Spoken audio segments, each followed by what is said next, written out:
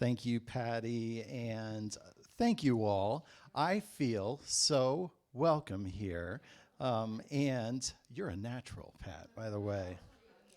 And thank you, David and the Lemmings. I appreciate you guys. You are wonderful here.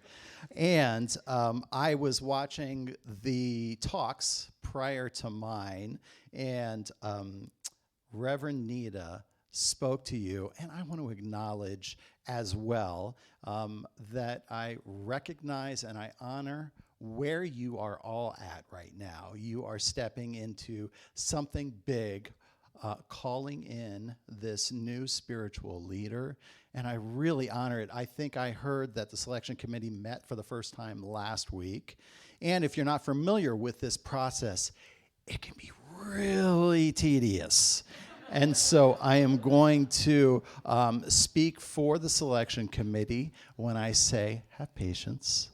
Allow them to fully vet this amazing pool of candidates that you all are going to get, and know that you are going to get the perfect candidate for you and this community, and he or she for him or herself. That's it. Okay, so this month we are, you have been learning that cultivating authenticity is not about becoming someone that we are not. It is more around this idea of letting go and releasing those patterns of thought and attitudes and actions that act as barriers to us standing in our wholeness and in our power. And this month, we've explored that first through Reverend Nita, who talked so powerfully about releasing who we think we are supposed to be and embracing who we really are. And then that was followed up with Reverend Rhonda. And Reverend Rhonda and I go back a little bit anyway. She's a crack up. And she also spoke powerfully about the safety that we find ourselves in when we're wearing masks, and the courage that it takes to let go of those masks and again becoming our authentic self. And so today we continue in this same vein around cultivation of our authentic self through an idea that that us as religious scientists could find almost a little counterintuitive. The title of this talk is Boundaries Build Bridges. And I say counterintuitive because boundaries kind of sounds closed off. And we as religious scientists often are in that yes mode, that we are opening ourselves. We're open at the top, as we frequently say, and we really are living a life of yes.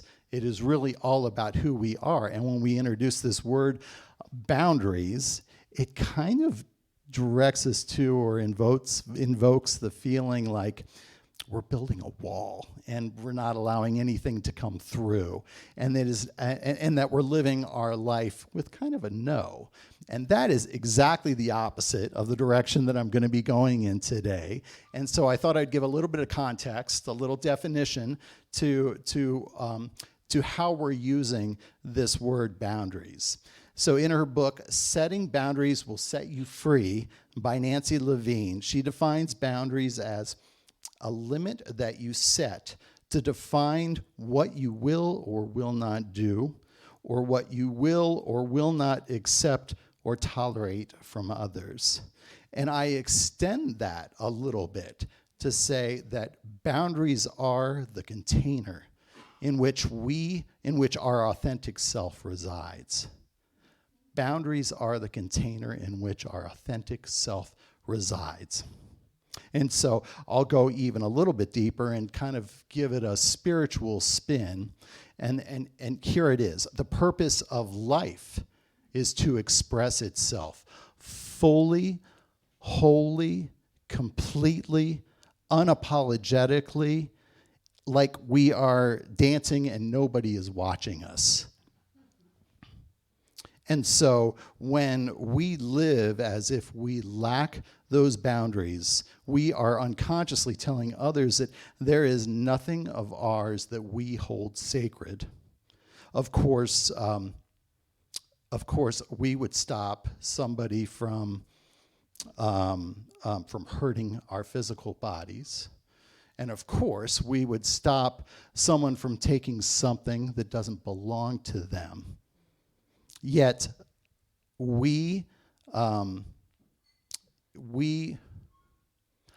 stop short of setting our own limitations to communicate to others how best to work with us, how best to be in communion with each other, how best to be in relationship with each other.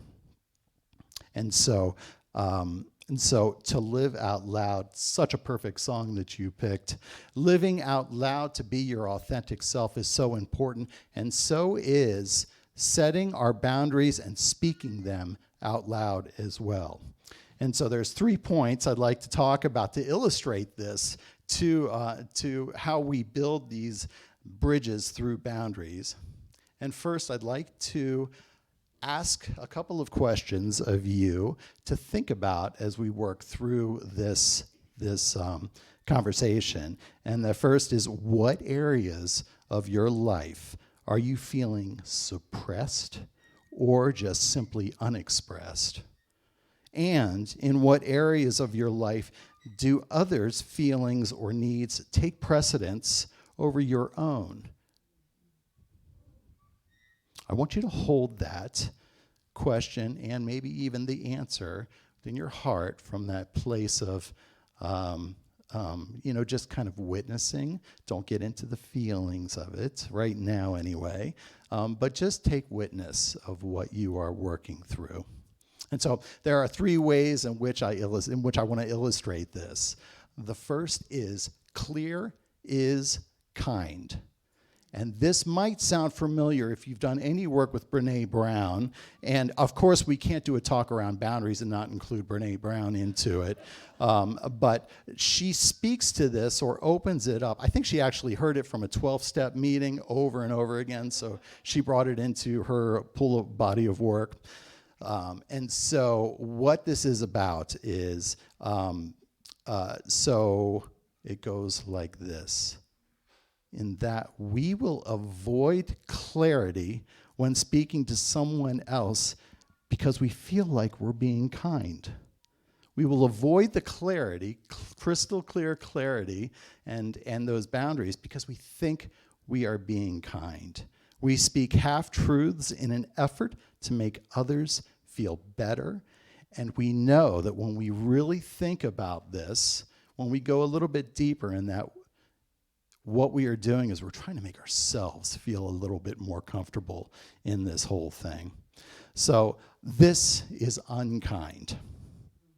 We slip into tones of passive aggressiveness, hoping that through this smoke screen that we've created, that they get the underlying message. This is also really unkind. When I assume that people will read my mind, or just know what my tendencies are, what tendencies are, they know me, they know better than to do something like that. We are being unkind. I know that when I was working at New Vision Center in Phoenix, I would often just call out of the office because there's 2 other ministers, and I would just yell something out as a statement, and they would have no, and I would hear from the Reverend Leslie say, I need more words.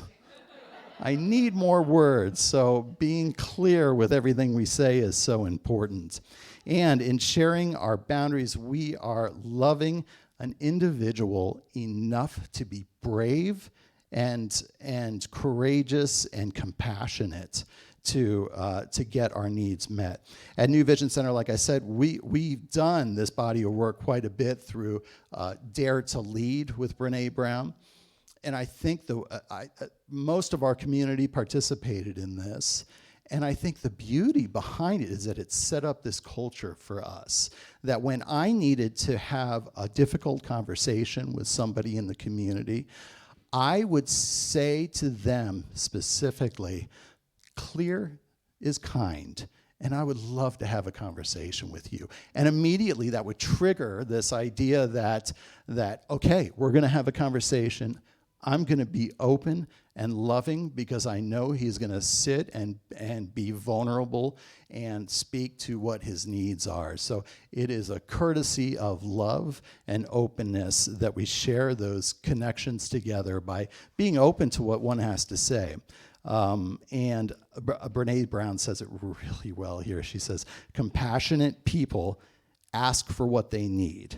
They say no when they need to. And when they say yes, they mean it. They're compassionate because their boundaries keep them out of resentments. And I think that really sums it up. And with that, and with being compassionate, there is very much a courage element to it, which brings me to my second point, and that is setting and communicating boundaries is courageous. And communicating our boundaries often feels incredibly difficult and scary. But what I know as a practitioner myself of boundaries is that the more that we do it, the easier that it gets, especially when you're communicating with like-minded individuals like I was just describing earlier. This gets a little more difficult when there is a toxic relationship that is involved, or if there is family history that is involved here, especially when you are utilizing this new tool of yours of setting boundaries, and your family's like, what? Excuse me? What are you saying? Are you saying no to us? And so it may be taken on with a little bit of difficulty, but I think the key here is that reinforcement that we do, that consistency that we communicate through this. I am in a class right now that is a year-long class, and it is called Your Best Year Yet. So it started at the beginning of the year, and it's a wonderful class. I've really enjoyed it a lot. And last month, we met in person, and the discussion was around goals. And so what we were doing is the facilitator was asking us to stand and speak our goal and to give it any context that we needed to give it. And so when my turn came about, I stood up and I said, I want to dance. I want to dance. And so my goal is that I'm going to take dancing lessons sometime this year. Thank you. Thank you. Hang on. But here's the thing. This derived from something that has happened to me that has been a part of my life. It's been the core of who I am for all of my life. And that is, I'm terrified of dancing. I am terrified to the point that I am overwhelmed with anxiety. My face gets flush. And so I witness other people dancing and expressing themselves, and it is clear that they are in a state of joy. And that's what I want to experience, is that state of joy, that expression of divine working in and through me physically. And so fast forward a little bit to the end of class, and the facilitator asked Karen Drucker to record some music for us. And so Karen Drucker started out with this great song, and everybody was getting into it. And then just before she started the second song, it happened. She says, I think everybody should get up and start moving. And I felt that sudden flush of blood and anxiety and fear and all those emotions that are associated with it. And I chose to remain seated. And so it kind of looked like this. I was just sitting there, but I was going to do the obligatory bobbing of the head. So I was in my safe chair doing the obligatory bob, and what happened is somebody from across the room comes over and does this, get up and dance. It was as if that place of vulnerability that I shared with the whole class was moot, that she didn't hear a thing that I said, and here she goes. She tells me to get up, and so I was standing there in my embarrassment, and I did this, and I clearly couldn't watch myself, but I'm sure it looked like this.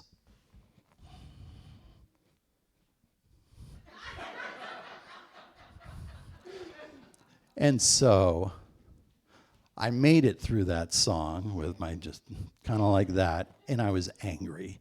I really was angry, and so I decided that it was my time at the end of class to say something. I really needed to speak my truth in this.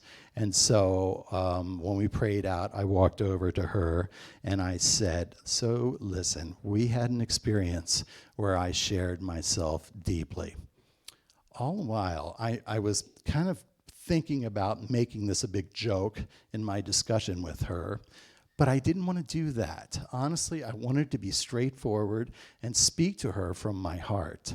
And I said, when you came over and asked me to rise, I felt embarrassed, and I honestly felt unsafe. I felt like I was in an unsafe place. And so the next time, because eventually, we're probably going to dance again. We're probably going to be asked to dance again. I would like you to give me the choice of whether or not I stand up and dance or just sit in my comfortable, safe spot. And I would also like to ask you to celebrate me when I do that first dance lesson. So it felt clear, and she was very respondent, especially to that last thing. I will celebrate with you, absolutely, and thank you for letting me know. So it was a good opportunity for me to practice my boundaries because it's a real thing. This is a real thing for me. And so as individual expressions of source, we come into this life and experience life uniquely. And with all of our stuff, living an authentic life means establishing those boundaries that afford us the freedom to express wholly.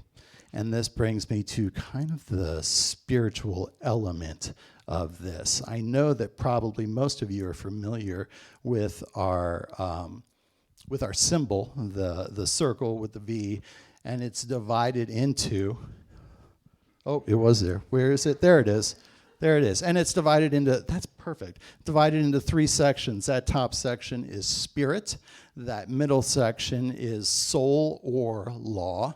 And then that third section is form. And so what happens in our perfect world is that we get this inspiration coming in from the divine, from source, from spirit. It is that divine impulse that comes forth for us. And again, in that perfect world, it works its way through the law unencumbered and comes out into soul to be the experience that we have. The exact same experience that spirit lit us up with. That's the perfect world. What often happens is we will get that divine inspiration coming through, and it is such a good idea. But what I want you to picture is in that area of law, in that middle section, are some blocks. There are blocks that are throughout that whole section. And what these represent are those boundaries that have been unspoken.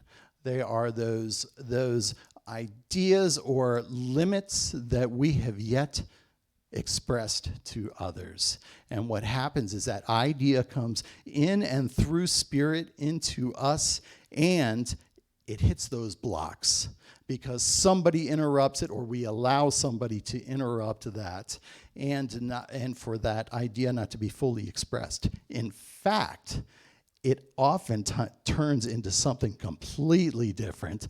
It turns into that resentment and that anger. And it has nothing to do with the person that created the block. It has all to do with myself, not creating those limits and communicating that to others. Ernest Holmes says, you may have just said this, the divine pattern would be imperfect without you. Did you say that? I'm going to say it again. You can say it with me if you want to. The divine pattern would be imperfect without you. Dare to be yourself. Stand in wonder before the majesty and might, the beauty and power of the divine presence, which seeks expression through your individual life. So having clarity about our boundaries empowers us in so many ways. It empowers us to know ours and to what is ours, to be and to have in this world. And until we communicate our boundaries and hold others accountable to them, we can't expect others to honor them. We may not feel comfortable sharing them because it's scary as hell sometimes, and it may feel selfish or that we are being difficult or even unspiritual. But it is still our responsibility. And so letting others know our boundaries, create those bridges into the highest and best that we can be, and center and create that path for which we live a life of full expression and wholeness. So let's take that into prayer.